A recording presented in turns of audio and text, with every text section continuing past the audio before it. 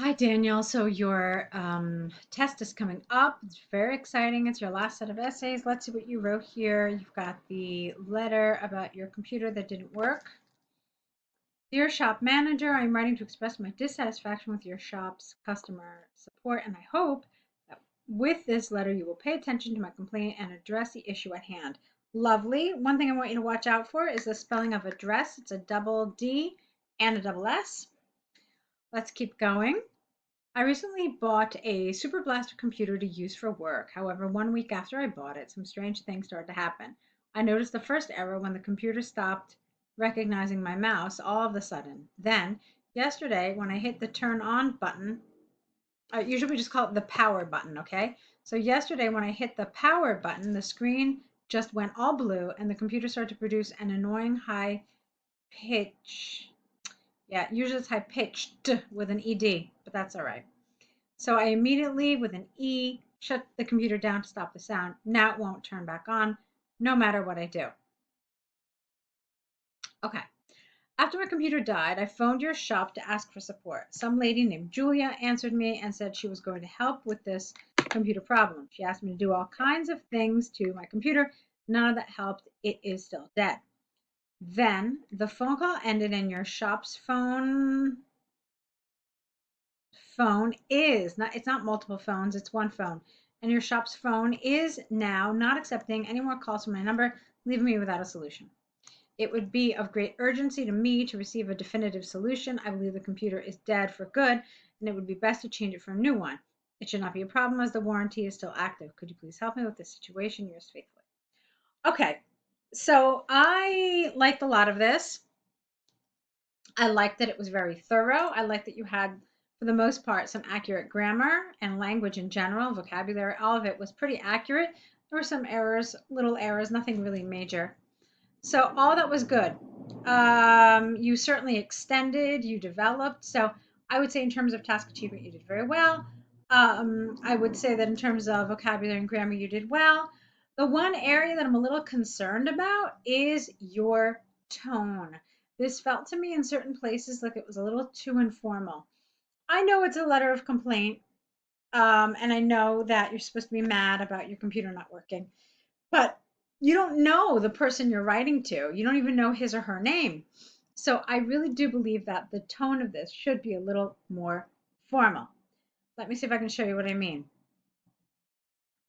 Um, for example, we don't use contractions when we're writing formal language. It should be so it will not turn on. Um, let's see.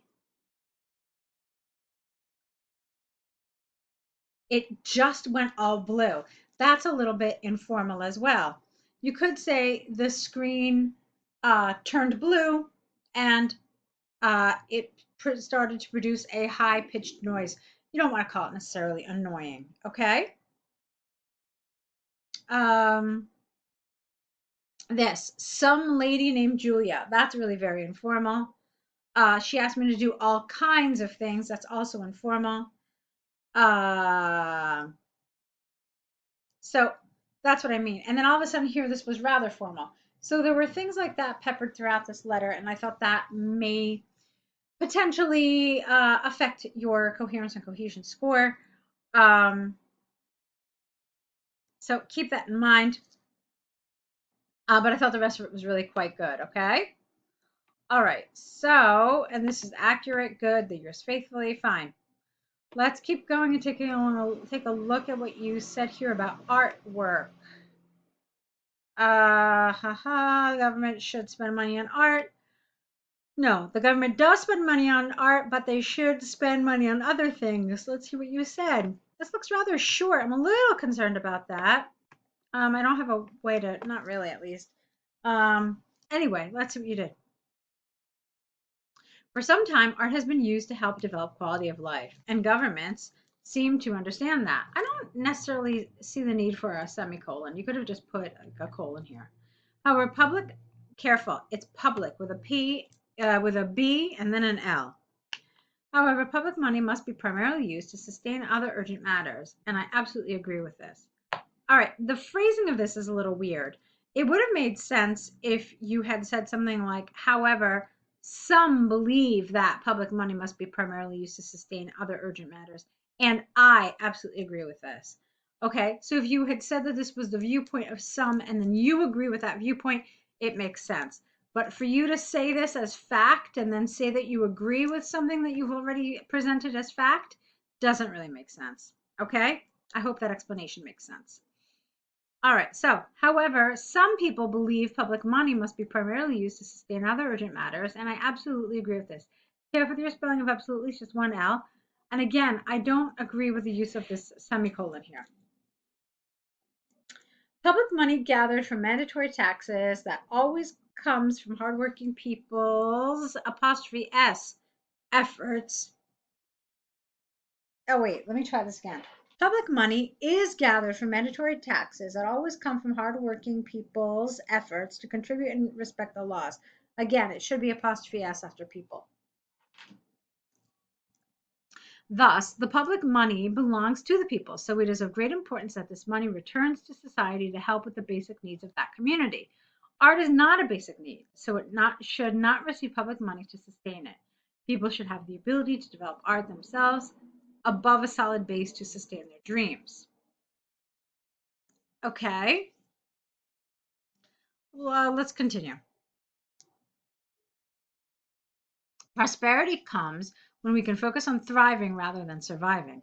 With that in mind, it is important to invest public money in security so that we can live without so much fear. Education, so children can learn and better prepare themselves for the challenges, careful, you need an H here, of their future lives. And public health, so we don't need to spend all our savings on medical care. It is with these basic needs that people will be able to focus on their careers and reach an even greater quality. Okay.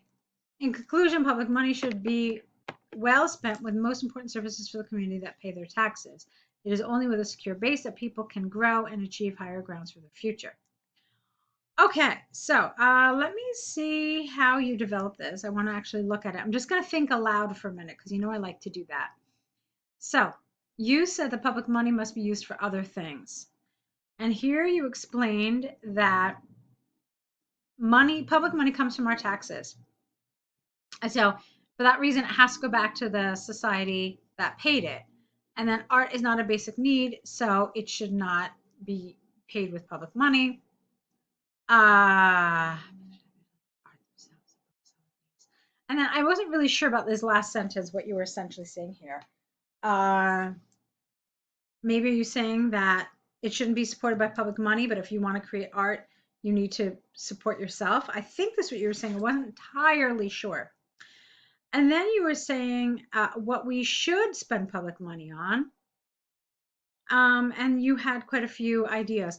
So I'm actually okay with this, Daniel. I thought it was pretty good, actually. I just wanted to think aloud to make sure that it was on topic, that it was developed appropriately. And I do feel that it was. So I thought this was a good essay. In general, I thought the set was good. So congratulations. You're really well on your way. I've seen a lot of improvement. I know you have. I'm sure you have. So I hope you have seen a lot of improvement in your writing as well. I'm very excited about your exam in 2 days. So just spend the next couple of days relaxing and reviewing the things that we've done together, materials from the course, all the essays we've done, and so forth. Okay. And I'm really looking forward to hearing how your test went. Okay. So best of luck.